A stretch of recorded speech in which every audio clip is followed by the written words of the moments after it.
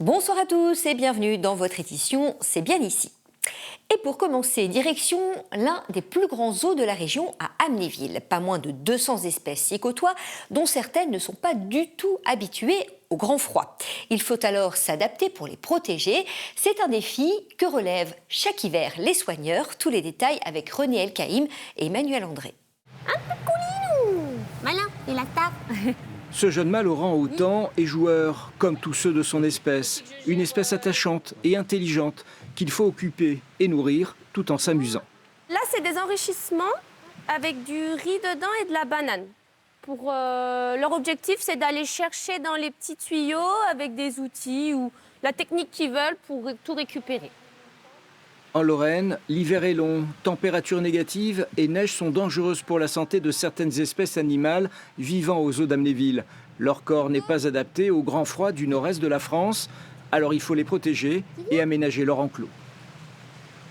On essaye de garder 20 degrés parce que dehors il fait très froid. Les orang-outans, on ne les sort pas avant 8 degrés, qu'il fasse 8 degrés et soleil dehors. Sinon, ils peuvent avoir des problèmes comme nous, être enrhumés.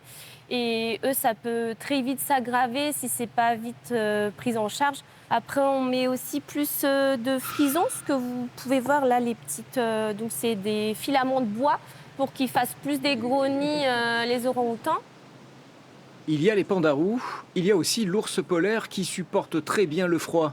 Mais pour beaucoup d'animaux, l'adaptation à la rigueur hivernale n'est pas possible. Au sein du parc, on a plus de 200 espèces animales et c'est plutôt du cas par cas. S'ils sont plutôt maritimes, forestiers, des plaines ou des montagnes, la gestion va être complètement différente. Et tout particulièrement en hiver, où on a des animaux qui, l'hiver n'a aucun effet sur eux, au contraire, ils y sont habitués, ou d'autres ne le supportent pas. La température est donc l'élément qu'il faut absolument maîtriser, même si avec le temps, les animaux se sont adaptés. Tout d'abord, la plupart de nos animaux, pratiquement l'intégralité des animaux, sont nés en captivité, sous des latitudes équivalentes à la nôtre. Il y a une adaptation au fur et à mesure des générations. Je ne vous dis pas qu'un petit ouistiti qui a besoin de 25 degrés de température dans son milieu naturel peut vivre à 5 degrés. Ce n'est pas vrai. On est obligé, évidemment, de mettre en place des dispositifs et des infrastructures qui nous permettent de les présenter à la température idéale.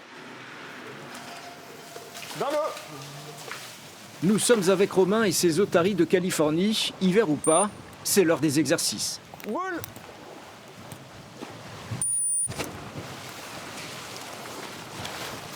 Super. Pour nous, l'hiver, ça va être comme ça. Super. Un moment pour nous pour répéter ces différents exercices qu'on va pratiquer durant tout l'été. C'est aussi le moment des visites médicales quotidiennes. Chez les otaries, elles sont plutôt résistantes au froid. Et non pas grâce à leur pelage, comme la plupart des mammifères, mais plutôt grâce à leur graisse. Donc nous, la seule chose à laquelle on va faire très attention, ça va être de vérifier que les otaries restent bien à un bon poids de saison et que donc leur couche de graisse est toujours aussi importante. Dans tous les cas, hiver ou pas, le zoo d'Amnéville, lui, est ouvert toute l'année.